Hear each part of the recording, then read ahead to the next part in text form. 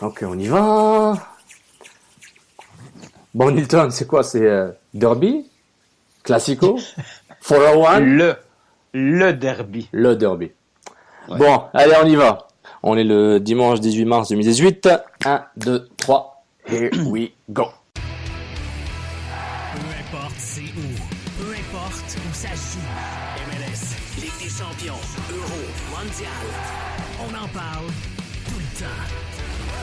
Dit comme ça fait vraiment bien, mais en vérité, on parle surtout de l'Impact. Football Club, les pionniers du podcast soccer. C'est la référence soccer à Montréal. Tout simplement les meilleurs. C'est le Cannes Football Club. La poutine du soccer. Bonjour, bonsoir et bon après-midi. Bienvenue à la plateforme audiophonique podcaristique du Cannes Football Club. Bienvenue à l'édition CCPP du podcast Cannes FC en ce 18 mars 2018. Là, on va passer sur l'après-match entre l'Impact de Montréal et le Toronto FC. Une victoire 1-0 du bleu-blanc-noir face aux méchants Reds de l'Ontario. Comme d'habitude, Sofiane avec vous et mon compadre des Açores, Monsieur Nilton George. Comment ça va, George? Compadre Sofiane, ça va toi? Ça va très bien, mon ami, très bien. Très bien, donc bienvenue, évidemment, votre duo le plus ethnique, le plus foot, le plus multiculturel du Québec est ici. Et merci encore d'être avec nous en ce beau dimanche à moins 15. On a coché toutes les cases, là, on les a. Là. On les a, c'est bon. On va avoir des fonds des médias canadiens, etc. Donc, patrimoine, héritage, Mélanie Joly, elle va nous envoyer un chèque. On est content, merci beaucoup. Donc voilà, merci de tous d'être avec nous. Si vous écoutez, vous êtes sur soundcloud.com/oblique Cannes Football Club, vous êtes sur iTunes, cherchez Cannes Football Club Plus, et évidemment sur Spreaker, faites une recherche sur Cannes Football Club. Je suis sur @Sofiane Benzaza sur Twitter, et évidemment Nilton George, c'est @Nilton George, NILTONJORGE. Donc voilà, merci beaucoup. Et si votre question sont répondues en ce moment, c'est que vous avez utilisé le hashtag CCPP pour Couscous Piri Piri. Nilton, l'Impact, 1-0, victoire, Stade Olympique, 26 000 personnes et quelques au Bigot. Vargas qui marque à la 41e. La vie est belle. Ben oui, tout était prévu. Hein? C'est un scénario idéal. On voulait finalement débuter la saison avec ces 3 points-là. Ils sont venus. Une surprise, hein? On va dire la vérité. Hein? C'était pas acquis nécessairement, mais les c'était circonstances. Loin d'être acquis. Mais les circonstances de Toronto FC, les matchs de Ligue des Champions, les blessés, les absents et la méforme relative peut expliquer des choses, mais n'explique pas tout. Mais en même temps, nous aussi, on avait des circonstances atténuantes pour aller chercher ces 3 points-là. Hein? Nous aussi, hein? On a un 11 partant assez inédit. La formation l'est tout autant. Des joueurs plus ou moins en forme. On n'avait pas vraiment d'attaquant de pointe. Et à ce compte-là, nous aussi, on était dans des situations non plus loin de l'idéal, là, mettons. Du moins que si les fans du TFC et les médias du TFC qui couvrent le TFC s'attendaient à une certaine performance plus ou moins correcte, c'est clair que les observateurs de l'Impact et les fans ne s'attendaient pas à une formation aussi football manager, disons, hein, référence à Alec. Ouais. Hein, donc on va commencer par les alignements. Le Toronto FC avec le classique 3-5-2, Zavaleta, Moore, Haglund en défense, Morgan, Osorio, Bradley, Aketse et Vanderville au milieu de terrain. Évidemment, Vanderville et Morgan sont les latéraux ailiers. Altitor, Jovico en pointe. Du côté de l'Impact, on parle d'un 5-3-2 ou un 3-5-2. Beaucoup plus 5-3-2 beaucoup plus un 5-3-2 qu'un 3-5-2. Ça, c'est clair. Avec Petrasso, Cabrera, Fanny, Raitala, Lovitz, Kroliki, Piet et Safir Taider. Et Jason... C'est comme ça qu'on dit? C'est comme ça, Safiane? Non, je viens de l'inventer. Safir Taider. Safir Taider. Non, je viens de l'inventer. Il ne faut pas utiliser cet accent, je vous l'interdis. Donc, et en pointe, Jason Santiago Vargas et à côté de lui, il est né à Santiago. Et, c'est ça, qui est la capitale du Chili. Et Ignacio Nacho Piatti en pointe aussi avec Vargas. On note l'absence de Mancuso qui n'était pas sur le banc? Est-ce qu'il s'en va de l'impact? Est-ce qu'il était blessé? On le saura dans les... Je sais pas. On a 2 semaines là, de rumeurs à la con là, qui s'en viennent. Ça va être fun. Les rumeurs à la con, Nilton, je les adore. J'adore quand tu traduis des articles d'ailleurs et que les gens disent que tu les inventes. J'adore ça. Allez. On parle du match. On parle du match. Bon. On va commencer par les évaluations, on va commencer par les nôtres, ensuite on va lire quelques-unes du public. Encore une fois, merci à tout le monde d'avoir évalué sur Twitter en utilisant les hashtags #Saputo #, #Tropoutine et évidemment #Jardin-Foin. Les deux, ou je sais pas, au moins Saputo. Les trois ont trendé sur Twitter durant le match et après le match, donc merci beaucoup. Et ça, malgré le retour de Plekanec. Malgré le col roulé. On a le CanFC, le Can Football Club, a surpassé le col roulé turtleneck de Tomasz Plekanec. Donc, merci beaucoup d'avoir fait aider à faire trender à rendre tendance les hashtags populaires du CanFC. Votre rendez-vous virtuel pour évaluer les joueurs, le seul rendez-vous qui vaut la peine. Et bien sûr, Et n'oubliez pas aussi de suivre Sydney @Solambe SOLAMBY pour remplir la forme Google du CanFC pour aussi donner vos Saputo d'or de façon écrite et aussi les notes des joueurs et les notes du coach.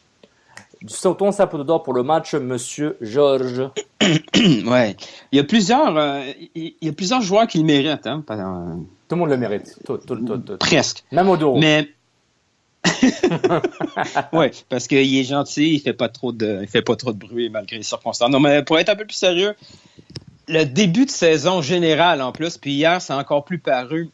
Victor Cabrera est un joueur métamorphosé cette saison. Il court, il a l'énergie de la première à la 90e minute. Oui, ses décisions sont pas toujours 100% approve, mais ils sont pas loin. Puis dans un système comme ça, avec 5 défenseurs, il peut se permettre encore plus des prises de risques. Mais hier, il n'y a pas eu beaucoup de prises de risques qui n'ont pas valu la peine.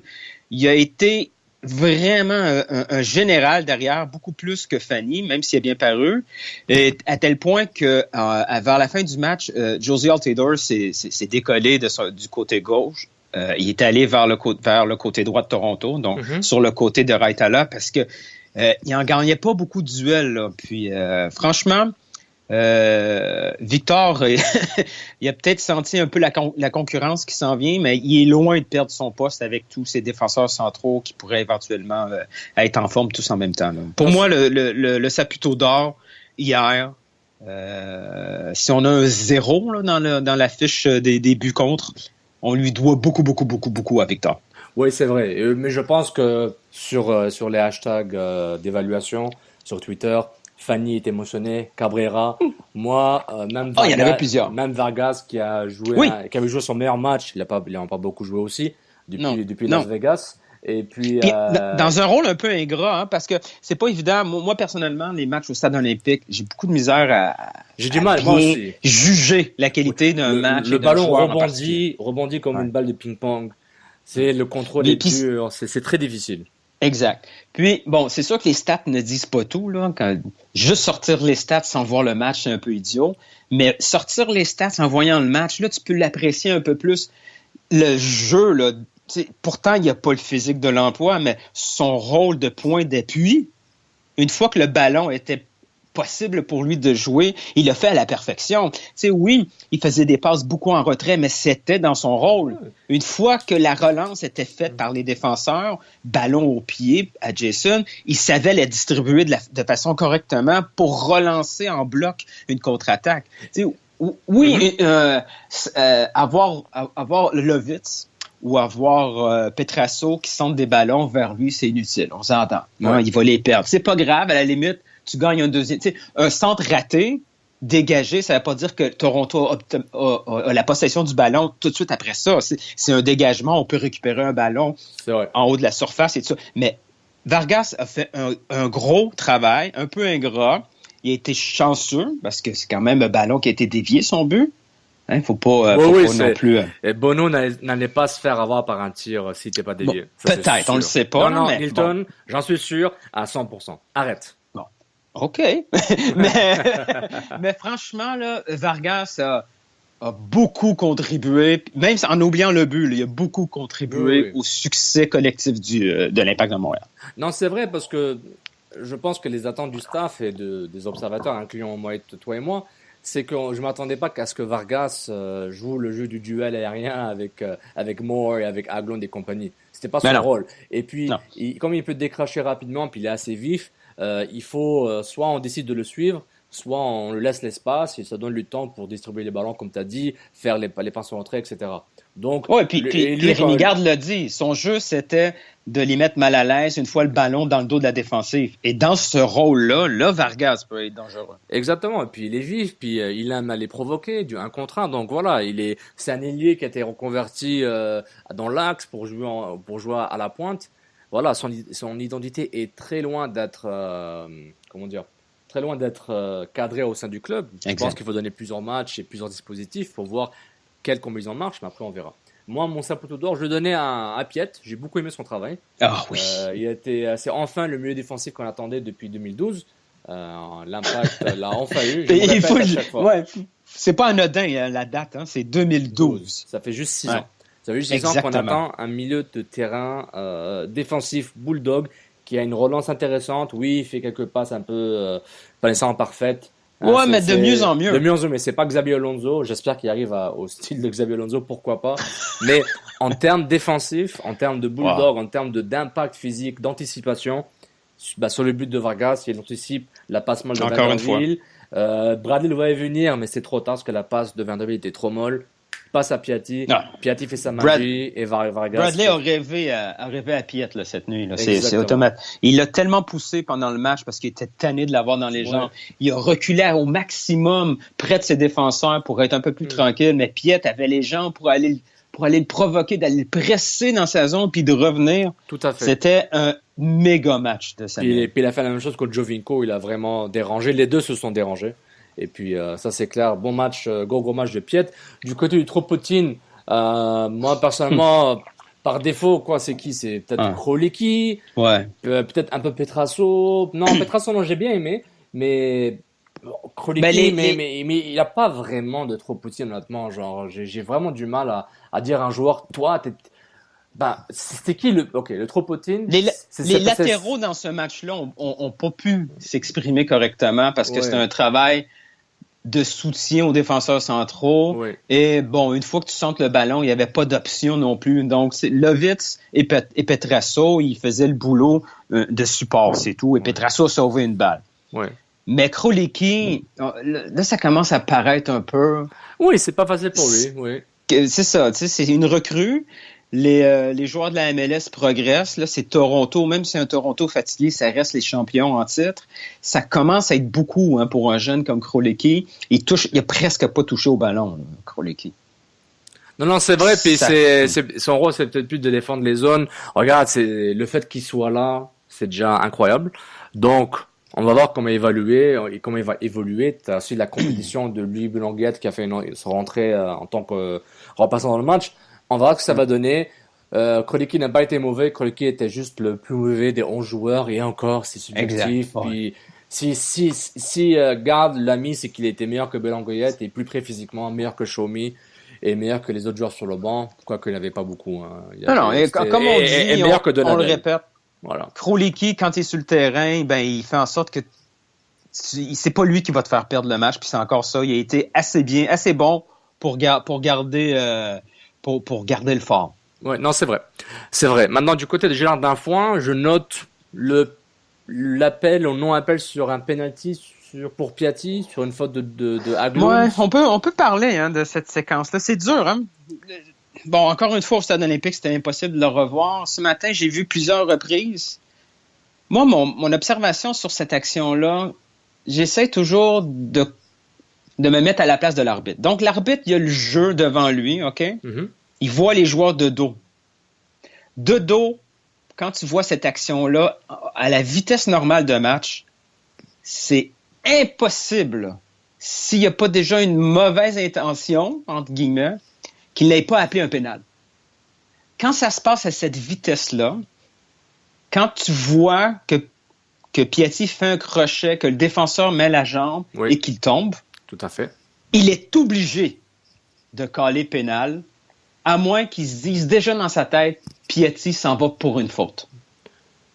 Oui. Et ça, ça me dérange. Si l'arbitre a déjà une idée préconçue de ce qui va se passer, s'il y a un problème. Cela dit, une fois qu'on voit toutes les reprises, l'action, quand tu la vois face à face, là, on voit qu'il n'y a probablement pas pénal parce que Piatti, oui, a commencé à tomber avant même que le défenseur mette la jambe.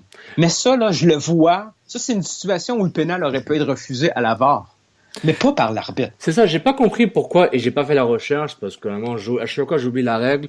Est-ce que le VAR aurait dû intervenir, ou est-ce que le VAR, qui était Petrescu, je pense, le 4e arbitre, l'arbitre vidéo, est-ce qu'il a juste dit, non, ça, le VAR. C'est pas évident. C'est pas évident. Bon, le VAR n'a pas besoin d'être impliqué. Honnêtement, je ne sais pas. Peut-être, l'association des arbitres PRO de la MLS et de l'USL vont peut-être nous, parler de ce cas de figure pour utiliser comme une explication et donner une leçon pédagogique aux fans puis aux supporters et à tout le monde, parce que je suis curieux de savoir le processus décisionnel commence quand, parce que j'avais posé la question l'an dernier et puis j'avais posé la question, tu te rappelles le fameux penalty contre Mancuso contre Chicago, où j'avais dit c'était pas vraiment penalty parce que Mancuso cherche la main puis il plonge. Bon, on m'a dit que sur Twitter on m'a dit que j'étais fou puis un hater, c'est pas grave. Avec les séries MLS ratées, je pense que j'avais raison. Et puis surtout toi, Nilton aussi. Mais c'est juste pour dire que on m'avait dit, je pense que c'était Howard Webb qui avait répondu via la MLS en me disant que le VAR n'a pas été utilisé parce que c'était pas une situation qui était valide ou on n'avait pas vu qu'il avait faute.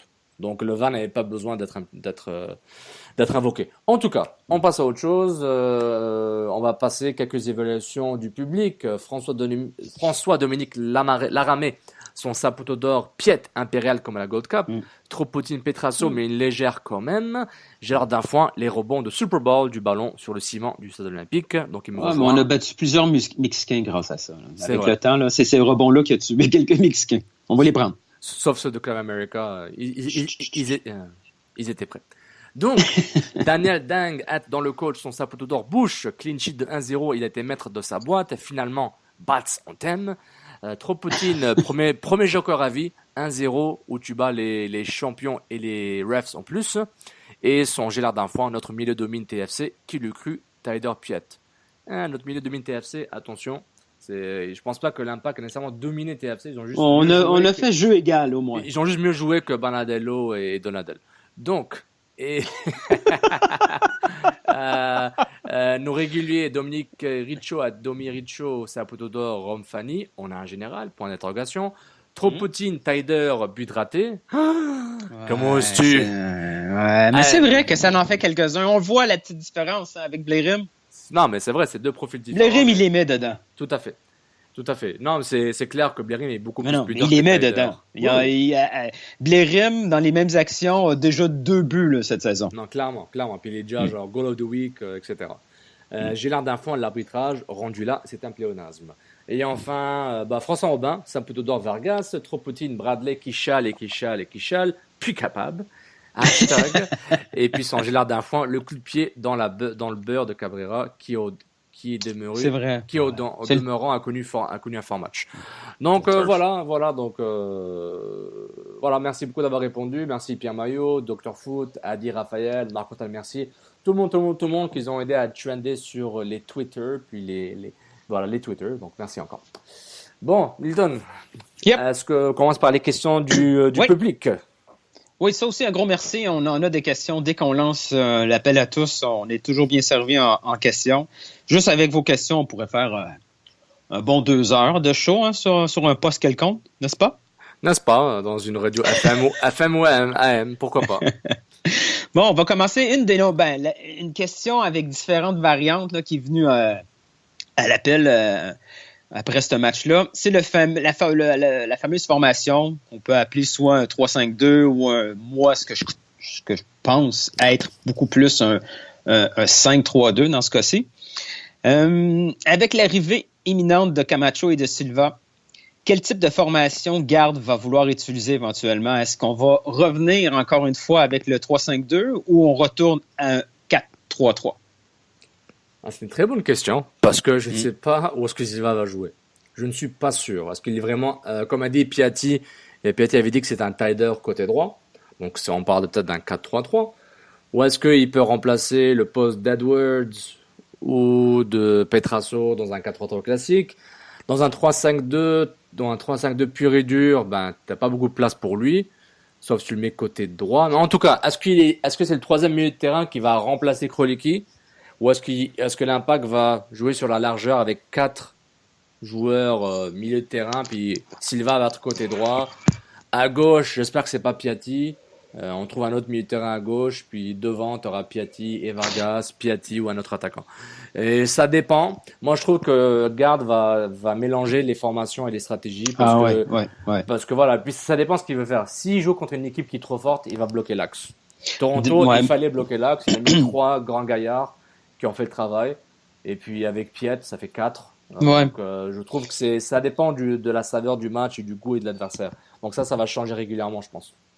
Mais une des premières choses que Garde nous a dit lors de sa présentation, puis qu'on posait des questions sur ses formations, sur ses préférences tactiques, si on veut, une des premières choses qu'il nous a dit que c'était avant tout un coach pragmatique.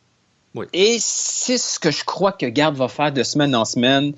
Il veut pas décider à l'avance ce qu'il va faire, parce que sinon, il aurait déjà pratiqué ce 3-5-2 ou 5-3-2 pendant le camp d'entraînement ou même dans les entraînements.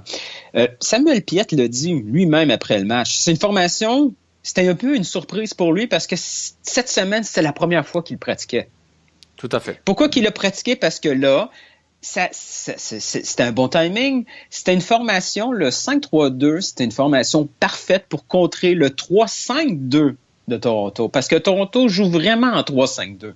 Tout à fait. Ces ailiers latéraux sont beaucoup plus offensifs que défensifs.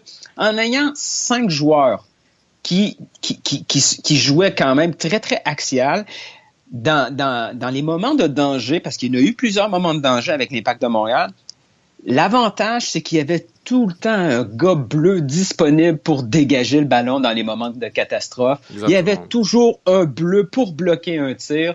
Une fois que Giovinco driblait, disons, Cabrera, mais il fallait encore contrer. Il y avait toujours Fanny ou Raitala qui étaient là pour les contrer. Tout à fait. C'était vraiment une stratégie pour gagner ce match-là avec les joueurs en place. Mancuso, c'est incertain son statut. Et insuffisant.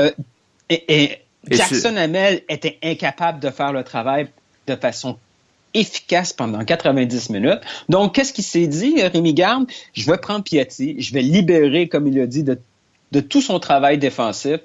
Piatti, comme attaquant, si lui était le libéraux offensif, lui, il était en électron libre, il faisait ce qu'il voulait. Hein. Il s'est concentré sur le côté gauche. Comme à chaque fois. Comme à chaque fois. Vargas s'est concentré à la relance et il y avait plus ou moins un plan de match une fois qu'on avait le ballon. Une fois que l'Impact avait le ballon, il n'y avait pas de système. Il y avait de la créativité pure. Exactement. Il laissait les joueurs créatifs. Et ça peut pas toujours fonctionner. Non, ça ne peut pas, mais encore une fois, on est passé d'un mercato totalement inexistant à un mercato qui est vraiment économie plus. C'est pas mal, c'est bien. Il y aura les défis d'intégrer tout ce beau monde et de voir comment tout le monde va jouer, voir comment les gens vont performer, parce que tu peux prédire, mais il faut performer. Donc, comme on disait, l'Impact va peut-être marquer moins de buts, mais peut-être va encaisser beaucoup moins. On verra au niveau mathématique comment ça va finir. Mais c'est clair qu'au niveau de la formation, je pense pas que Rémi Garde est un philosophe dogmatique. Je pense qu'il est beaucoup plus pragmatique, beaucoup plus ouvert au changement, être dynamique dans son style. Il y a probablement des principes de jeu clairs. La défense, lui, c'est un principe de jeu. Défendre, récupérer bien et rapidement, jouer vers l'avant rapidement et laisser le créatif faire ce qu'il doit faire, créer, faire mal, progresser, percuter. Donc c'est exactement ça. Piatti, pour le 5e coach de suite, ou le 4e coach de suite qu'il a eu, à chaque fois au début, on le joue beaucoup plus bas qu'il devrait pour se décider, tu sais quoi, on va le monter parce qu'il est vraiment trop fort. C'est Piatti. Oui, et parce qu'il n'y a pas grand-chose autre que lui. Oui, mais surtout qu'il est très bon. Ah ouais. Piatti, c'est pas Valéry. Il faut arrêter de confondre les deux. Là, les deux sont argentins, ils ont des barbes, mais c'est très différent. C'est Valéry, c'est la version offensive de Tyler là, en MLS. Ouais. Piatti, c'est un attaquant. C'est un attaquant qui aime jouer ailier parce qu'il aime taper le ballon, il aime percuter, il aime dribbler. Mais c'est un attaquant. C'est un attaquant. Il faut arrêter de chaque fois avoir ce débat. Joue là où tu veux. Assure-toi qu'il soit plus proche de la surface de réparation, qu'il soit plus loin, sauf si lui il décide de reculer plus bas, de jouer, il n'y a pas de problème. Mais quand tu as besoin d'un but, quand tu as besoin de créer, de percussion, un gars qui va courir avec la vitesse, avec l'endurance, avec le bon dribble et balle au pied, c'est Piatti. Le but contre Columbus, c'est Piatti. Piatti n'a pas couru du milieu de terrain, il a reçu le ballon devant la surface. C'est pas compliqué. Mettez-le devant. Il faut arrêter à chaque fois de faire reculer Piatti, sauf si c'est pour lui dire clairement je veux que tu défendes dans ces situations-là, mais en général, c'est un attaquant. Désolé Durant. Pardon. Il y a une autre question, peut-être une dernière sur la formation, parce qu'on en a beaucoup, puis finalement, on va juste se répéter, mais une question que je trouve même difficile. Elle vient de Sport Montréal qui nous demande, c'est quoi en gros la différence entre le 3-5-2 de Biello versus le 3-5-2 de Garde? Je me souviens même que hier, quelqu'un disait Fire Biello, il joue juste en 3-5-2, puis là, Garde joue en 3-5-2, on crie au génie. Non, c'est vrai, non, j'ai vu ce tweet, c'était un beau contraste. La différence, je pense, c'est le buy-in des joueurs. Peut-être à ce moment-là, déjà, ils n'avaient pas milieu de terrain pour le faire. Moi, déjà. Tu sais, t'as parlé souvent qu'ils n'avaient pas des ailiers ou des latéraux pour le faire. Ok, parfait. Le milieu de terrain était trop poreux. C'était quoi avant? C'était Camara, Cabrera, Simon. À un moment, ça marchait pas. Il n'y avait pas de chimie, mais même si ça faisait des matchs nuls, puis ça gagnait une fois de temps en temps, le 3-5-2 était vraiment là pour vraiment mettre du volume dans l'axe. Parce qu'ils savaient qu'il y avait un problème. Ils se prenaient des buts de la tête, ils se prenaient des buts dans l'axe trop facilement. Ils avaient besoin d'être plus dynamiques. Mais aussi, est-ce qu'ils jouaient aussi bas à chaque fois sous Biello? J'ai pas l'impression. Oui, ils bétonnaient sous Biello à un moment donné parce que ça perdait tout le temps. Mais aussi, regarde, c'est contre TFC. Là, c'est pas. J'aimerais bien voir le 3-5-2 contre Columbus. C'est très différent. Même si dans les deux cas, l'Impact a bétonné et a joué très très bas. La différence, c'est le personnel. Petrasso, il est beaucoup plus intéressant. Lovitz a plus de confiance. Tyler et Piet, c'est très différent. Oui, Piet, c'était un 6e défenseur dans la boîte. Là. Il a fait un travail de fou. Exactement. Moi, quand je regarde ça, je dis une des grosses différences, puis ça va peut-être paraître un commentaire stupide, mais je suis habitué, c'est que la formation de Piet n'a pas eu besoin d'un deuxième but. Puis la formation de Piet n'a pas pris le premier but. Oui. De Garde. Si Toronto avait marqué, là, avant que Jason... C'est fini, là. Ouais, là, on aurait vraiment attaqué... Ça change tout, parce que cette équipe-là, une fois avec le ballon, oui, on a créé beaucoup d'occasions, on en a manqué des chances, mais est-ce qu'elle était vraiment capable d'aller chercher un deuxième but avec les éléments en place? Un 3-5-2 avec peut-être quelque chose d'autre de plus offensif et efficace que Kroliki, là, ça devient différent. Avec un gars qui est capable de tirer loin puis qui fait pas juste des petites passes sur le côté puis qui finalement, ça provoque aucun danger, mais elle est tout le temps, le schéma tactique importe peu. C'est tout le temps le rôle des joueurs qui sont dans ce schéma tactique-là. Oui, et c'est le personnel, c'est vrai. Exact. Et là, Fanny a été hyper efficace. Oui. Fanny a été efficace pour aller chercher les ballons et pour relancer proprement. La différence, c'est que Cabrera a été hyper efficace dans son pressing et dans sa récupération haute de ballon. Piet a vraiment fait un gros travail pour remplacer en défense, venir appuyer. Tout est là.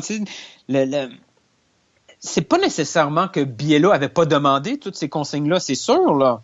Mais quand tu demandes à Donadel de faire 90 minutes au rythme de Piet, c'est impossible. Non, ça se fait pas. Il peut pas. La preuve, c'est même Garde hésite de lui donner un rôle équivalent pendant 30 minutes de temps. Non, c'est vrai, puis tu as juste fait la différence. Tu vois ce que l'impact de Tyler sur le terrain, c'est énormissime ce qu'il fait. C'est très différent. C'est l'impact, c'est la distribution, c'est la défense, la récupération. Oui, il n'a pas marqué ce but, mais bon, c'est lui qui a initié le 1-2, donc je donne crédit pour ça. 1, 2, 3. Mais Mais, comme tu as dit, le personnel est différent, les joueurs sont différents, donc le style est différent. Mais je pense pas le voir, je ne pense pas voir le 3-5-2 revenir à chaque fois à toutes les sauces. Peut-être ça va changer. T'as les blessures, t'as les nouveaux arrivés. Comment ces joueurs vont faire? Rudy Camacho, Anderson Silva, où est-ce qu'ils vont jouer et comment? Peut-être Lee Nguyen, peut-être. Il est vraiment, c'est l'impact. Finalement, t'avais raison.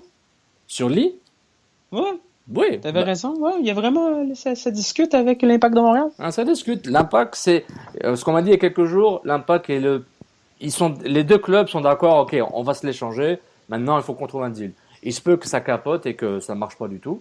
C'est très possible, mais c'est l'Impact le plus proche. Donc, ce qu'on m'a dit, mais c'est loin d'être fait. Mais voilà, le joueur n'a pas le choix. Il va pas dire non, je veux pas parce que c'est un échange. Mais c'est clair que ouais. Mais l'Impact aurait quand même tout avantage à déjà discuter avec le joueur. Parce qu'un joueur qui va rester à long terme à Montréal, pas seulement cette saison, là, t'hésites pas à sortir ce qu'il faut comme gamme et tam ou comme choix de repêchage, etc. Là. Non, c'est vrai, mais est-ce qu'ils vont donner du tam et gamme pour l'échange assez bas pour justifier de juste le garder un an, puis voir ce que ça va donner à la fin de la saison? Ça, tu sais, il y a toutes ces possibilités, je suis pas sûr. Je sais pas ce que t'en penses, Nilton, mais il se peut il coûte pas si cher que ça en argent d'allocation. Et que l'Impact dise, on l'a pour un an, puis on verra ce qui va arriver. Et on va le convaincre avec le staff actuel qu'il peut gagner des choses avec Montréal. C'est un gamble à prendre, puis si ça fonctionne pas, il aura pas coûté cher, puis on trouvera d'autres choses l'année prochaine. Là. C'est une ligue avec beaucoup, beaucoup d'options. Là. On a tout le temps le plaisir de la MLS, c'est que si on perd un joueur, puis qu'on a ce qu'il faut, il y a toujours ce qu'il faut ailleurs pour le remplacer. Exactement. Ça se trouve, et là, l'Impact peut-être va aussi chercher un attaquant peut-être plus tard. On verra ce que ça va donner.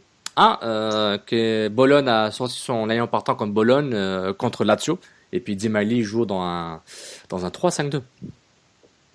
On a peut-être les mêmes livres. On partage les mêmes livres. Moi, je pense quoi. La même bibliothèque et on lit les mêmes livres en même temps. Ils ont loadé le template de formation puis ils ont pris ce Bologne à la face de moi.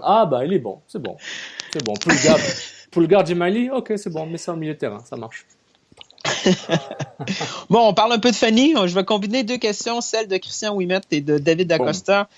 David nous demande est-ce que Rob Fanny peut nous sortir ce genre de match-là plusieurs fois? Et si ça va bien, est-ce que Fanny va vouloir finalement prolonger avec l'Impact de Montréal? La prolongation de avec l'Impact de Montréal, quand je vois Fanny discuter, là, quand je le vois parler, lui, il aurait signé déjà jusqu'en décembre sans problème si ça avait été juste lui. Il est ici pour un projet quand même à long terme. Mais tu ne penses pas qu'il préfère attendre, que lui voulait attendre le mercato d'été en Europe pour voir s'il peut se dénicher un petit club de Ligue 1, Ligue 2, en Turquie? Sérieusement. En Angleterre, je sais pas, il est vieux. Il ira pas en Angleterre, mais sérieusement, là, je veux pas, non, mais je veux pas insulter personne, mais s'il y a le choix, là, tu sais, s'il y a un bon salaire à 36 ans, s'installer en MLS à Montréal, c'est vraiment moins bon que d'aller jouer, je sais pas moi, à Guingamp. Mais c'est bien, Guingamp. C'est bien, Comboiré. C'est bien. Mais non, mais à 36 ans, là, il te reste, disons, 2, peut-être 3 saisons dans le corps, OK? C'est ça. Parce qu'il comme fin de carrière, comme projet personnel. Là. C'est vrai. La MLS, Montréal, l'Amérique, versus un club comme Troyes, Angers, Guingamp, jouer les bas de tableau, des trucs que tu as déjà vécu, mais dans des meilleures conditions avec Marseille. C'est vrai. Pour lui, c'est beaucoup plus intéressant le projet Montréal avec Rémi Garde et tout ce qu'il faut autour de lui pour que ça se passe super bien. Moi, je suis d'accord avec toi. Si je suis le conseiller de Rod Fanny et que l'Impact veut me re-signer pour une année, même ajouter des années de contrat, peut-être 2 ans, faire comme camarade, c'est finir à Montréal, je dis, Rod Fanny, signe. Il va signer. Signe, c'est l'argent garanti. T'as fait assez d'argent d'ailleurs. Marseille t'a libéré. T'as ton argent. Tu as payé en dollars US. Tu viens à Montréal. leader du club, il va faire des apparitions télé à l'appel. Ça va vraiment bien se passer. C'est ça, tout le monde en parle, ça va être bien. Il va passer avec Véro. Tout le monde va être content, Nilton. Tout le monde des nouvelles views YouTube parce que maintenant il y a le public montréalais pour l'écouter. Exactement. Et puis voilà, puis il a le staff lyonnais qu'il connaît très bien de réputation. Donc moi je trouve que c'est gagnant-gagnant. Même s'il va régresser physiquement, peut-être, mais honnêtement, c'est une bonne pioche. Vraiment, c'est bien que l'Impact l'ait en main. Et puis, il a fait le travail, honnêtement. Mais il faut pas oublier, l'Impact a joué très bas. Donc, si on enlevait Moore et on mettait Fanny à la place, est-ce qu'on aurait la même chose? Peut-être qu'il serait très bien de brouiller avec Toronto FC, avec le Toronto, Monsieur Fanny, mais il y a ces circonstances et voir ce que ça va donner. Mais ce qu'on a vu, c'est dans son dernier tiers, quand il n'est pas obligé de courir dans son dos, dans son dernier tiers, dans des 1 contre 1 contre le meilleur joueur de la MLS, c'est-à-dire Giovinco, il n'a pas l'air fou. Tout le contraire. Au contraire. Non, je suis d'accord. Donc, tu sais, ce genre de match-là, il va être capable de les aligner tant que le physique va être capté. Il ne faut pas le surménager. Et c'est parfait parce que là, si on a tous ces défenseurs-là en forme, on peut avoir une rotation facile avec Camacho, avec Cabrera, éventuellement avec Diallo. Aligner de temps en temps des schémas à 3 défenseurs quand c'est nécessaire, selon les blessures. Et Fanny va être capable d'accumuler des belles performances si on ne le surutilise pas non plus.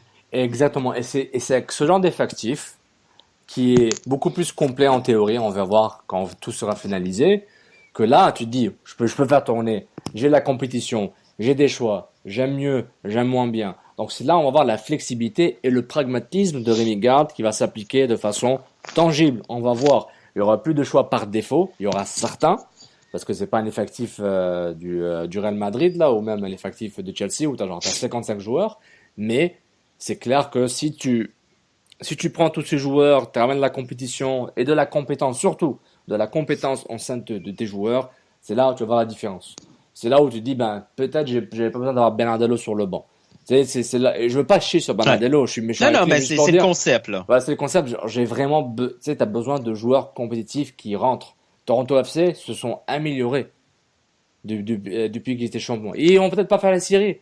Peut-être ils vont pas gagner la Coupe à MLS. Non, mais je dis, il y a des accidents. Peut-être ils vont pas gagner la Coupe à MLS, mais ça change pas qu'ils sont en mode amélioration. Greg Vanney, son 3-5-2, il y touche pas. Il sait que ça marche. Il a mis les joueurs pour que ça continue à se développer, à s'améliorer. Donc l'Impact doit faire la même chose. Et on peut dire qu'officiellement, le plan quinquennal commence en 2018. Parce que ce qui arrivait en 2017 ne compte plus, ou presque. Mais c'est là il faut recommencer. Et puis, c'est fini la transition, c'est fini, c'est jour 0, ça recommence. C'est un club d'expansion, ils ont recruté un peu mieux en attendant que ça se finalise, mais c'est le moment d'accélérer les choses. C'est fini, il faut couper le cordon ombilical et passer à autre chose. Voilà. Prochaine question de Matteo Marquez concernant Mancuso. Puis ça, c'est assez intriguant parce que si on se souvient bien, quand il a raté l'entraînement, tout ce qu'on avait su, c'est qu'il était pas blessé sérieusement, puis c'était juste un petit congé. Mm-hmm. Après, on n'a plus entendu parler. Donc, Matteo Marquez nous demande, puisque Mancuso est invisible depuis ce lundi, qu'il n'a pas joué parce qu'il était entre guillemets blessé, sentez-vous l'odeur d'un trade MLS? Wow.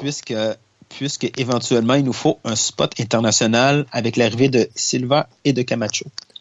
C'est assez rare, des internationaux qui sont échangés à Montréal, à part Simon, c'était le premier. Oui, mais il y avait Nemeth, non?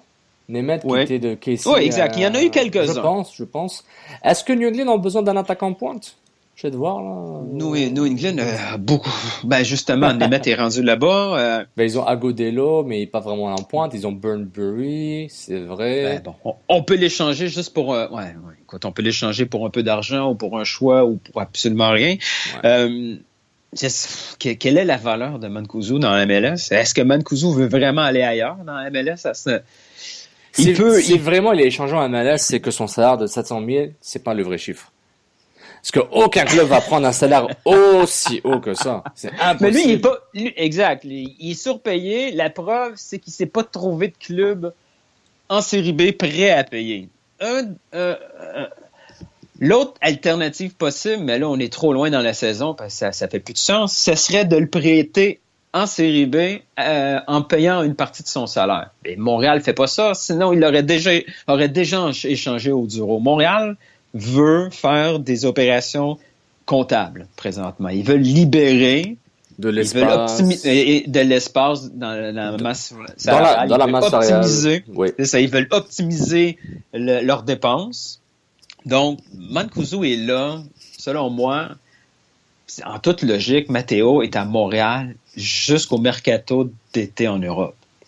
Je pense aussi, mais c'est sa blessure et le manque d'informations sur sa blessure est un peu classique montréalais. Là. Ouais, c'est vrai, c'est un peu louche, mais bon, je veux pas commencer à rentrer dans les théories du complot, puis Area 51, puis Agenda 27 et puis et autres théories du complot que je viens d'inventer. Mais honnêtement, je sais pas honnêtement. La question est bonne, mais honnêtement, voyant les besoins de l'Impact et comment Mancuso est insuffisant en général par rapport aux ambitions du club, je m'en fous un peu. Puis on n'a jamais su de quoi exactement Matteo était toujours blessé. Il est souvent blessé, mais on ne sait jamais où. Ouais, sauf quand il portait un plâtre. Ça, c'est la seule façon qu'on le savait. Puis, il a peut-être mal au genou. C'est possible. Non, mais il se peut que sa blessure soit légitime. Je veux pas. Oui, je sais, mais on sait rien. Voilà, donc. mais c'est juste que la question est intéressante. Ça nous fait un peu réfléchir. Mais je me dis, tout bad. Voilà, il est blessé, il va revenir, il va marquer des buts, tant mieux. Il est échangé, tant mieux. Il s'en va en Série B, tant mieux. C'est tant qu'il est content. Mais de ce qu'on entend de Garde l'aime bien. Ouais, Garde n'a personne d'autre. On va faire semblant, là. Tu sais, la pré-saison commence, Jackson Hamel se blesse. Boum. Allez hop. Mancuso, il marque un but en pré-saison. Boum. Mais après, il fait rien. Tu sais, en Vancouver, il fait un bon match. Columbus, c'est un peu mieux. Puis après, il disparaît. Donc, on va voir ce que ça va donner. S'il est changé en MLS, Nilton, je serais étonné, mais je dis bravo. Puis on verra. S'il fait partie de l'échange avec l'Inuan. S'il est échangé en MLS, on peut tout de suite mettre Adam Brass sur le mur. Tout de suite. Hein, il y a 100 matchs, lui. On lui fait un mur spécial. Le mur. Employé du mois. Employé de l'année. Employé de la décennie. Parce que là, il accélère, là, il travaille beaucoup, puis... Accomplissement, il a échangé Matteo. on lui donne un doctorat honorifique. Ouais. À McGill. Ouais. Il a signé Oduro, mais il a échangé, il s'est repris en échangeant Matteo. Non, ça c'est fort. Marc-André nous demande quel est l'avenir de Duval avec l'Impact de Montréal et en même temps, est-ce que Louis Belangoyette est en haut de Kruluki dans le fameux depth chart? Tu veux commencer sur Duval? Duval, je vais me répéter par rapport à la semaine passée. Je trouve ça bizarre, lui aussi, son utilisation. Ça descend aux enfers. Il mérite pas, il mérite pas ce traitement-là autant que ça. Tu sais, des minutes de jeu, il en mériterait parce que c'est quelqu'un de très honnête sur le terrain. Bon, tu sais, c'est une bataille avec Petrasso, avec personne d'autre. Là. Il peut pas jouer ailleurs que l'ailier droit, que latéral droit, mais il va finir par avoir ses minutes. Tu sais, il faut que Duval soit patient. C'est frustrant parce qu'il sort d'une saison pleine. Une bonne saison quand même, selon moi. Il va avoir ses chances. C'est quand il va être sur le terrain éventuellement parce que Petrasso va avoir des pépins physiques, c'est sûr. Petrasso va avoir besoin de souffler. Sinon, il va falloir qu'il démontre au staff actuel, « Hey, les boys, je suis capable, je suis différent, mais je suis quand même capable de vous aider. » C'est juste il y a juste besoin de se faire connaître par Garde et son staff, selon moi. C'est tout ce qui lui manque. Non, mais c'est vrai, mais de façon binaire, soit il est dans les plans du club pour faire partie de l'effectif de façon régulière, ça c'est parfait et c'est normal, soit tout simplement, il serait peut-être une monnaie d'échange dans le futur, c'est possible. Ouais, mais il n'y a rien d'autre à sa place, il faut quand même quelqu'un. Exactement, mais quand il dit Lovitz peut jouer à droite pour dépanner, Raitala peut remplacer Lovitz, Fanny peut jouer temporairement latéral droit sur de temps en temps, il y a ces possibilités-là, il y a cette réflexion qui peut arriver. Ouais, mais maintenant, Duval n'a rien fait de mal pour moi pour être jeté comme un torchon, mais c'est clair, soit il est dans les plans du club pour l'année, ou du moins jusqu'au mois de juillet, Ou soit il l'est pas. Et je pense que c'est le seul latéral droit de métier. Beaucoup plus que Petrasso. Qui connaît la MLS. Qui connaît la MLS. Maintenant, il faut qu'il performe et on verra aux entraînements. Mais je pense commence un match. Hier, on commence le match avec Duval à la place de Petrasso parce que Petrasso est suspendu. Le match, il n'est pas si différent que ça. Il n'y a pas de choc, mis à part le fait qu'il a très peu joué en pré-saison. Non, mais tu sais, un Duval de l'année passée, là, en pleine forme, là, qui joue le match d'hier, c'est kiff-kiff, là, c'est pareil. Là. Non, il fait le travail. Même s'il s'aventure beaucoup, il fait le travail. Moi, voilà, on parle de profondeur, Duval est là pour... c'est pour ça que moi, j'ai confiance. Moi, si j'étais là pour conseiller Duval, je lui dirais de prendre son mal à patience. Éventuellement, il va jouer. Tout à parce fait. que éventuellement, toujours, l'option B va aligner des minutes. Et s'il joue son jeu, il va prouver à Garde et au staff qu'il a sa place. Puis que de temps en temps, il va pouvoir même faire de la concurrence à Petrasso. Ils vont finir par l'aimer. Non, je pense aussi. Maintenant. Kroliki versus Louis. Ils sont assez différents dans le profil. Très, très, même si les deux aiment porter le ballon. Belanguet, il est plus proche d'un Taider qui aime moins monter. Il aime distribuer, il aime se rendre disponible. Un sorte de mélange entre Taider et Dondal, si tu veux. Je fais ces comparaisons pour aider les gens à visualiser avec moi. Kroliki, il aime jouer vers l'avant, mais il a beaucoup d'impact physique. Il aime rentrer dedans. Il aime mettre le pied. Lui aussi. Mais ils sont assez différents. Maintenant, encore une fois, comme pour Jackson Hamel, est-ce que Louis Belanguet sera en forme pour au moins 25 matchs? Si oui, s'il n'y a pas de blessure Il a quel âge, Louis? Tu le sais-tu? Il doit avoir 22 ans maintenant. Attends, sois vérifié. OK. Il avait 21... Attends, on arrive. Il est né en... Il a 22 ans, c'est ça. Il a 22 ans, donc il est encore jeune, entre guillemets. Donc, mais plus vieux que Kroliki. Oui, plus vieux que Kroliki. Mais maintenant... C'est ça le problème. Mais c'est là le problème. Mais physiquement, il n'a pas l'air assez avancé versus un Kroliki. Il devrait déjà avoir une maturité physique plus avancée pour dominer un Kroliki. Mais je pense que c'est son style. Genre, son physique porte un peu à erreur. T'as l'impression qu'il est frêle, mais il est beaucoup plus fort qu'on pense. Il a évolué avec le FC Montréal. Sa première saison a été difficile. Sa deuxième saison était beaucoup plus intéressante. Il avait de l'impact. Il avait joué contre Salt Lake, le fameux 3-1. Il était titulaire. Donc, on voyait Louis Belanguet qui commençait à vraiment rentrer dans son jeu et trouver son identité dans un club MLS. Mais ça change pas. Il faut qu'il reste. Il faut pas qu'il se blesse bêtement. Si quelqu'un te rentre dedans et te écrase la cheville, tu peux rien faire. Mais si c'est des blessures musculaires ou des blessures parce que si c'est le corps qui suit pas, là, c'est un problème. C'est ça. On veut pas. C'est des blessures qui font mal parce que on t'a pas fait mal, tu t'es fait mal tout seul. Ça, c'est dommage. Mais si Louis Belanguet reste en forme et évite la malchance, il aura une vraie compétition pour ce fameux jeune qui va essayer de être ce troisième milieu de terrain, dépendant où est-ce que va jouer Silva ou Vargas. Parce qu'avec les peu de minutes que j'ai vues en MLS, contrairement à toi que tu l'as vu avec le SC Montréal, le peu de minutes que j'ai vues de Louis sur le terrain, c'est mieux au niveau technique que Kroliki. Oui, Kroliki va couvrir beaucoup plus de terrain. C'est plus son style, on le voit là. Kroliki, c'est un box-to-box pas technique. Tandis que Louis, une fois qu'il a le ballon au pied, il y a une vision. Il y a une vision du jeu, pas seulement sur les côtés ou l'option simple derrière. La passe hors jeu à Vargas. C'est Vargas. Bref, il a fait une passe hors jeu. C'est une belle passe intelligente qui détruit une défensive. Lui est capable de le faire. Kroliki, en pré-saison, il l'a pas fait. Mais en MLS, encore moins. Non, tu as tout à fait raison, Hilton. C'est une excellente analogie entre les deux, comparaison entre les deux. Et l'action que tu as mentionnée était parfaite pour illustrer ce qui est Louis Belanguet, le joueur. Pour illustrer un peu plus, Kroliki, si tu joues à FIFA, c'est le joueur que tu appuies X longtemps, puis il va suivre le porteur du ballon. Il va le faire. Oui, c'est totalement ça. C'est ça. Puis il va le faire, puis il va contenir le joueur, il va faire un tac, il va chercher le ballon, mais il va tout le temps suivre le porteur du ballon Lui, c'est un soldat, un bon caporal. Tu le mets en boost tout le long, il ne perdra jamais de jeu. Voilà, exactement. Et puis, Louis Bolangoyette, il est beaucoup plus proche d'un Patrice Bernier, moins le côté CONCACAF, moins le côté un peu chien que Bernier a. S'il y avait un héritier pour Patrice Bernier au sein de l'Académie de l'Impact, Louis Bolangoyette serait ce joueur qui pourrait le remplacer dans l'esprit de jeu. Ouais. J'aime jouer vers l'avant. Avec son IQ foot un peu plus élevé. Exactement.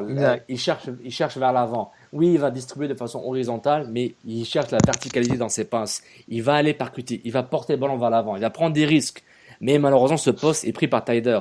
Il sera pris par Vargas s'il joue plus bas. Il sera peut-être pris par Silva du côté droit. Donc, malheureusement, pour Bolangoyette, la compétition est très très dure. Mais si Garde est vraiment honnête dans ce qu'il a dit par rapport à intégrer les jeunes de l'académie de façon systématique, mais pas automatique. Il va être toujours sur le banc pour avoir ses minutes disponibles. Ouais, je ne m'attends pas à ce qu'ils soient utilisés de façon automatique, mais de façon systématique, qui considèrent les jeunes, les meilleurs jeunes, parce que si t'es pas bon, t'es pas là. Si mais c'est son rôle. C'est un des objectifs qu'il a obtenu au moment d'embauche. Oui, c'est les séries, mais c'est le développement local de l'académie. Là. Exactement. Puis essaie de savoir si un gars est pris ou pas. Ça aide d'essayer de jeter le garçon dans la piscine. Est-ce qu'il va nager? Il faut qu'il apprenne à nager d'une façon. Et c'est là, on va voir les différences entre j'ai peur de perdre des matchs ou oui, j'ai peur de perdre des matchs, mais je dois connaître mon effectif. Hier, qu'est-ce qu'il a fait? Il a sorti Kroliki, il n'a pas mis Donadel. Non. C'est vrai. Déjà, tu le vois, là, il est disponible, Louis. Il l'a vu depuis le camp d'entraînement. Maintenant, il est prêt physiquement. Go, je mets Louis dans sa position. Et imagine pas comme milieu défensif. Il l'a pas mis à côté de Piet. Il l'a mis à côté de Taider. Et c'est très bon point d'Hilton, et en prenant en perspective les 6 dernières saisons de l'Impact, ou les 5 dernières, je perds mes mathématiques, faire rentrer Louis Bolangoyette au stade olympique contre le Toronto AFC, champion MLS, qui dominait le milieu de terrain à 63% de position de balle, le faire rentrer à la 66e minute. Au lieu du vétéran, là? Oui, au lieu du vétéran, et le faire rentrer à la 66e, je trouve que ça prend du courage et ça prend une prise de risque. Parce que le Bolangoyette, on va l'avoir à la 85e. Comme tu avais dit, c'est Donadel qui serait peut-être rentré à la place de Kroliki dans un autre monde. C'est sûr. Biello fait rentrer Donadel, c'est sûr. Ou Malas. Puis, et Nelton George. Il l'aurait fait aussi. Ça. Et moi, je serais sur le banc en train de dire pourquoi moi je rentre pas, tout le monde me déteste. Voilà. C'est ça. Mais on voit une différence. Moi, j'étais étonné de voir Bolangoyette rentrer aussitôt. En même temps, qui y avait sur le banc en termes de milieu de terrain? C'est Swaley ou Donadel dans l'axe. Edwards peut-être, mais c'est trop risqué parce qu'il perd trop de ballon. Et c'est plus du côté offensif des choses que du côté axial, défensif, récupération.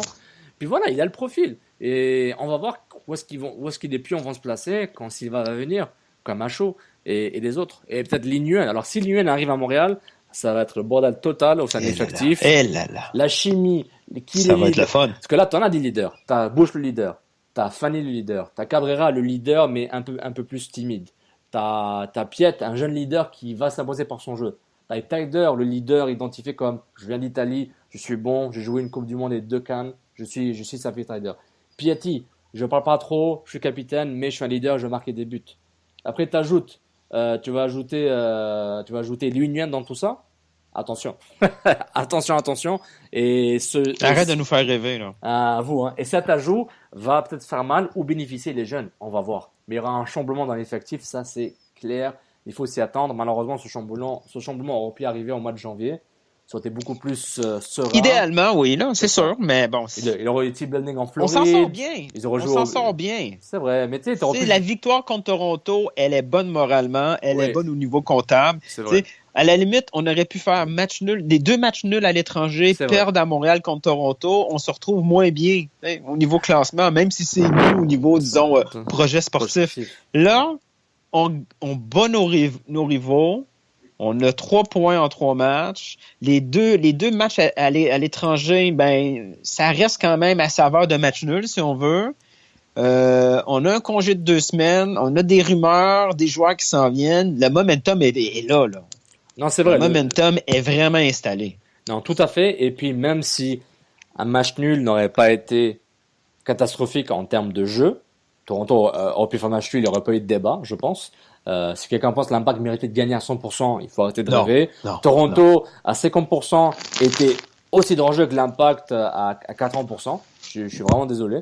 Même s'ils ont eu plus de chances d'occasion de marquer pour faire le 2-0, le TFC, là, si c'était pas Cabrera et Bush, évidemment, ils font leur travail.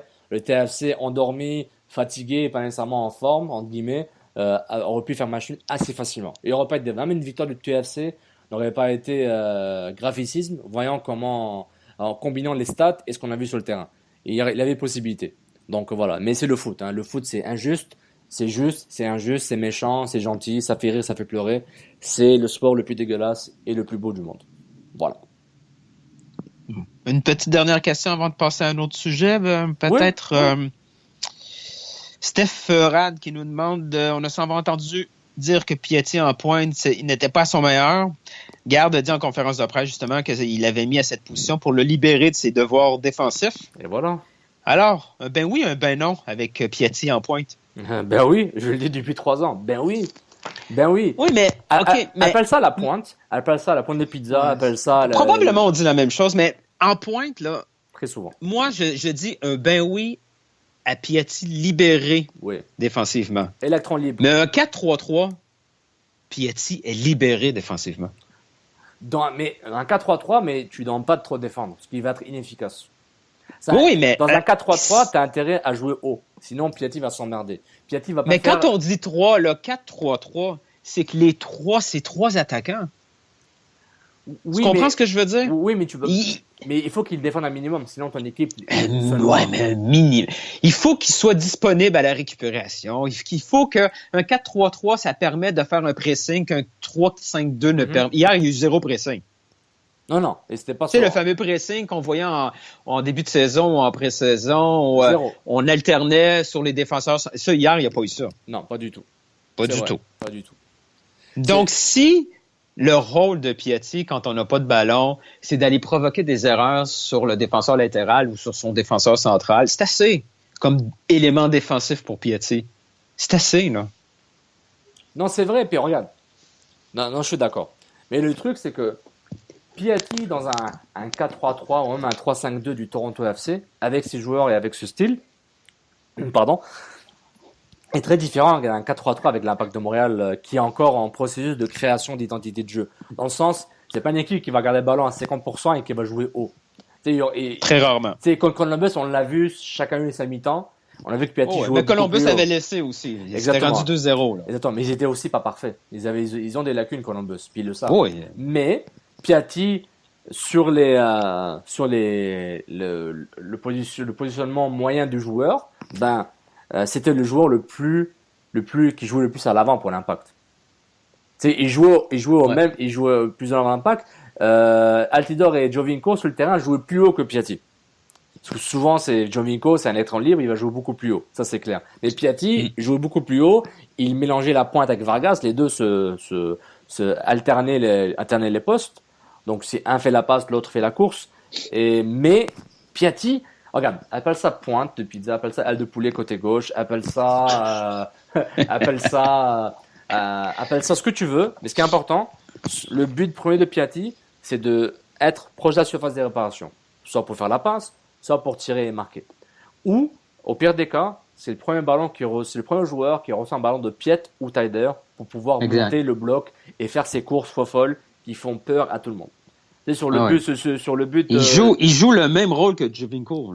Il fait la même chose avec ses propres qualités à lui. Là. Exactement. Giovinco est beaucoup plus technique et complet, plus proche d'un numéro 10 à l'ancienne. Oui, tout à fait. Où il peut vraiment jouer un milieu de terrain sans aucun problème. Mais comme c'est la MLS, il décide de marquer 35 buts par année. Giovinco, c'est un 9,5 qui tire vers le 10. Et nous, on a Piatti 9,5 qui tire vers le 9. Exactement.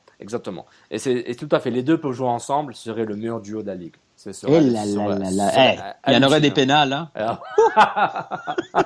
Ça, c'est vrai.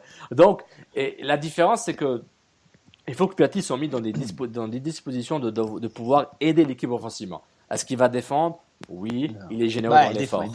Et il va le faire. Mais si tu as besoin de marquer des buts, et sachant qu'il y a 0 attaquant qui vaut la peine, à part Jackson Hamel, je veux voir Jackson Hamel jouer. Parce que je pense que Jackson Hamel peut être cette année. Cette année peut être l'année à Jackson Hamel pour pouvoir se trouver quelque part ailleurs en Europe ou s'établir comme un gars de l'Impact à 100%, comme l'attaquant numéro 1. C'est un feeling que j'ai. S'il peut s'établir maintenant, c'est maintenant ou jamais. Et Piatti, c'est la clé pour débloquer tout ça. Donc, s'il n'y a personne devant lui, c'est lui qui va faire la différence. Il y a Vargas qui va jouer comme faux attaquant. Et on va peut-être mettre un jour, même Oduro comme faux attaquant s'il le faut. Mais c'est clair que Piatti, c'est la clé maîtresse. Sur le but de Vargas, t'as vu comment Moore reculait à chaque fois? Oui, il l'a complètement libéré. Là. Il a fait un petit geste pour attirer le défenseur vers lui. Et boum, c'est fini. Alors que Moore aurait dû aller sur Piatti, parce qu'ils étaient 3 contre 2. Tu sais, oui, Piatti, il est égoïste. C'est pour ça que c'est un 9. Ben oui. Mais quand il a confiance à son partenaire, oui, de temps en temps, il va vouloir, là, quand il devient une tête dure, puis il va vouloir marquer le but. C'est assez difficile de convaincre de l'inverse. Mais Piatti, quand il voit la bonne option à côté de lui, Vargas a été ça. Il a créé une situation pour libérer Vargas. Tout à fait. Et Vargas il a offert l'option, regarde, je suis bien placé, je te suis, utilise-moi. Et avec Silva, c'est ça qui va arriver. Tu sais, pas. C'est la nature humaine. Il va y avoir des connexions. Les connexions avec Silva, ça va se faire. Tu sais, c'est les gars.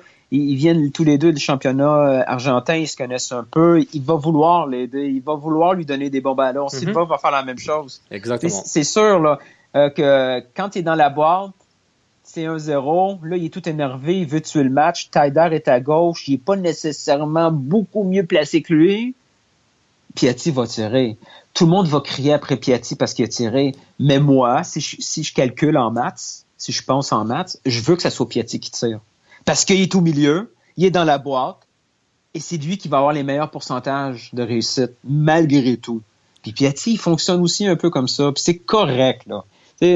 S'il prenait toujours les bonnes décisions, San Lorenzo l'aurait vendu, là. Il l'aurait vendu pas à Montréal, il l'aurait vendu ailleurs, là. Non, c'est vrai. C'est vrai. Puis avec l'âge qu'il a, et sa maturité, son vécu, et son excellente forme physique, parce que ce gars-là, il se garde en forme à chaque fois, c'est hallucinant. Il court. Piatti, c'est la clé. Il faut l'utiliser, il faut le supporter. Taider, c'est un support. Piatti est un support. Silva va être un support. Et éventuellement, qui sera l'attaquant de pointe va être un support. Et ça, il faut être tout le temps. Et dépendant de lui, t'as pas le choix parce qu'il est bon. T'avais Dievaio, t'avais Drogba, maintenant t'as Piatti. Il n'y a pas d'autre débat. Il n'y a pas de troisième attaquant qui était bon. C'est point final. T'avais des vrais attaquants. T'avais un faux attaquant qui va être un des meilleurs buteurs de l'histoire de l'Impact s'il continue comme ça. Bon, autre sujet. Est-ce qu'on finit? Je sais que avant l'émission, tu m'avais fait part du petit article du favori de la foule montréalaise, Larson. Yes, Curtis Larson from the Sun. Mais écoutez, je vais te laisser aller là, pour parler, mais je vais juste faire un petit préavis là, à tous les amateurs de l'IMFC. Kurt Larson, là, il fait exprès. Là. Faut pas... C'est un provocateur. c'est un petit troll de journaliste. Il fait exprès. Il va dans le deuxième niveau. Il sait des fois que ce qu'il dit, c'est pas totalement vrai, mais il s'en fout. Il est là pour provoquer. Faut pas toujours embarquer dans ce qu'il dit. Mais des fois, même dans son deuxième niveau, il peut avoir des choses intéressantes. Non, c'est vrai. C'est vrai, mais son histoire de trolling professionnel, du moins l'impression qu'on a qu'il troll puis les fans, puis c'est pas juste l'Impact, là, il va avec tout le monde. Bon, un peu salit un peu les propos qu'il peut tenir, mais là, je vais lire quelques extraits, je vais traduire en direct.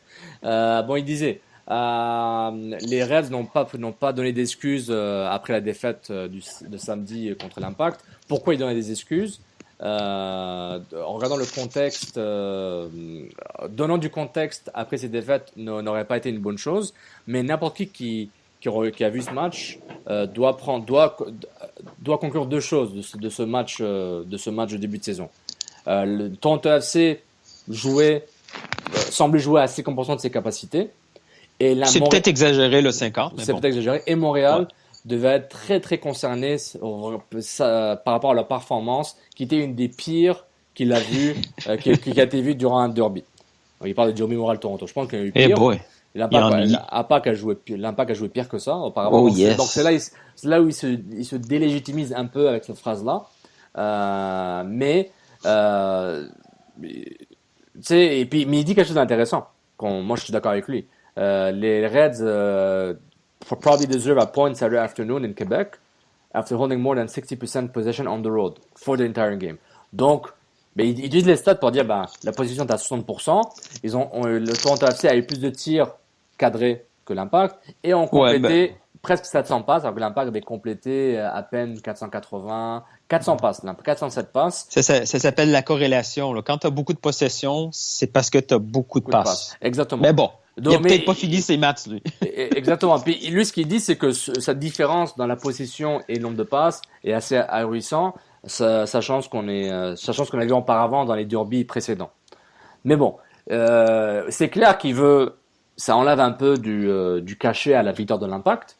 Mais je trouve que Garde, qui est pragmatique, a même dit, ça aurait été pas foufou qu'il y ait un match nul. Comme nous, on a été frustrés par Columbus. Exact. On aurait pu Toronto peut-être se sentait un peu frustré par l'Impact. C'est pas nécessairement les mêmes situations, mais on voit le contexte. Donc Curtis, regarde, il est un peu troll. Il est un peu mais il regarde le match avec ses yeux de Toronto, comme nous, on a regardé le match avec nos yeux Montréal. Là. Exactement. Et puis, il faut pas trop rentrer dans son jeu. Et il est peut-être chiant. Personnellement, je le connais un peu, juste pour dire bonjour. Il n'a pas d'être une mauvaise personne, mais je le connais pas. Mais voilà, il a écrit l'article, c'est son boulot. Mais au moins, je préfère un gars comme lui qui est tranchant qu'un gars qui va me dire ce que je sais déjà. Genre, ok. Lire du gris, c'est plate un peu. Mais la victoire de Montréal contre Toronto, c'est ce qui s'est passé avec tous les autres clubs de MLS qui ont joué mercredi ou mardi en Champions League. Les clubs mexicains qui ont joué ont perdu leur match de championnat aussi. Toronto, c'est leur 8e défaite consécutive après un match de la Champions League. Là. Je veux dire, on n'a pas réussi quelque chose.